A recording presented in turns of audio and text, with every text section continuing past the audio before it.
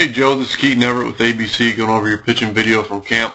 We go through and talk a little bit about your mechanics, your motion, and break it down frame by frame, and sort of go through the different steps in the motion and kind of what we look for at each spot, and just kind of ways to get ourselves in the right position to throw the ball, especially at your age.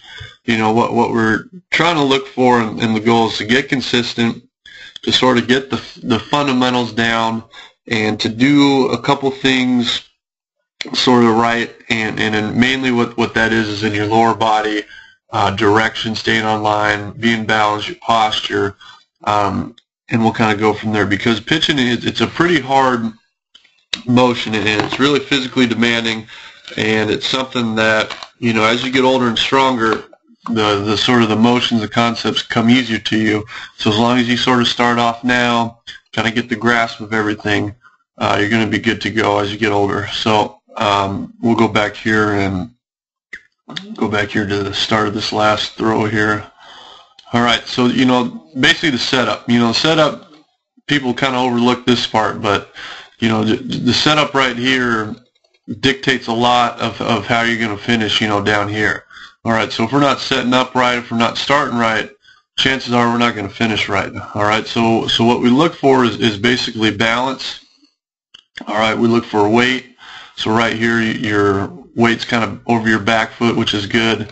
And what we look for is no movement back, no sideways motion as you start your delivery. All right, so you can see that you're doing a pretty good job at staying over that back leg. All right, now what you do see happen here, I didn't really draw that circle very well.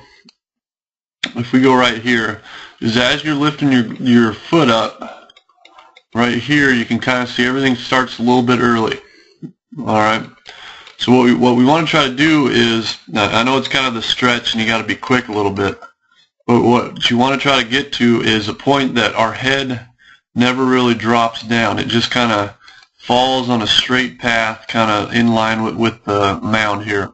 So if we're getting up right here, as you start going, you can see that drop, and you really get down, and this back leg's almost at a 90-degree angle right here. All right, and a lot of guys kind of teach that, the drop and drive mentality, but what this does here is what this causes is sort of the angles and pressures of your lower half start kind of shifting out this way, and what it does is it causes you to pop open a little bit early with that lower half, to over-rotate, to start early. And so what you want to try to get to the habit of doing is, instead of sort of thinking of flexing that knee, you want to kind of try to keep it a little bit more, not so much bent, but what you want to try to get is a preset with your lower half where you're on the inside part of the ball of your foot, and this knee, its direction is going this way.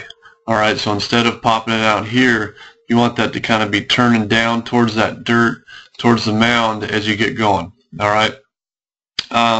Another part is the driving force of mechanics, the driving force of velocities in your hips, is in your lower half. We got to try to get them closed and keep them closed as long and as quick down the mound as we can.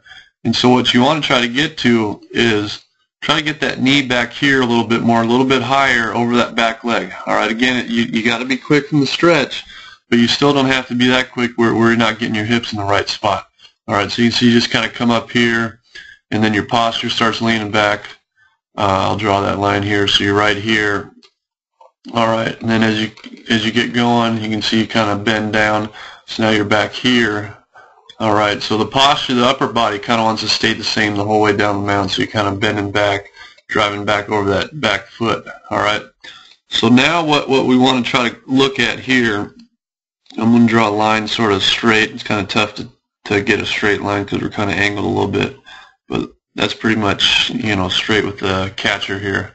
All right, and that kind of that over rotation, popping out with the hips. You can see your as you come through, that foot pops open really early. All right, and again, you're young, you don't have the strength in the hips and the lower half yet.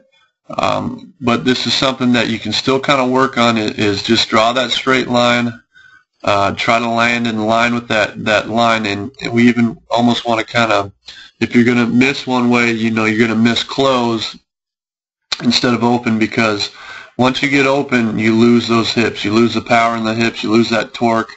And we just got to try to get that point where we're landing more in line. So as you get older, you get that strength, that velocity, that torque's going to come. All right. So now it's your foot strike. So once that front foot hits the ground, which looks like you're about right here. All right. We're going to try to get in line, and then we also want to try to get a little bit farther out and down the mount. All right. Once that knee is kind of over that heel, that sort of tells us that we got a little bit more stride length we can get. Ideally, this back leg doesn't look too bad here, but ideally, we want to try to get, something looks a little bit more like that. And when you get in line, that's going to take shape a little bit better. But it's just pitching's all about using the hips, driving down the mound, getting extension, getting out in front, and that's it. So now upper body wise, you got pretty good angles with your arm. You're doing a really good job at keeping your glove out over your front foot.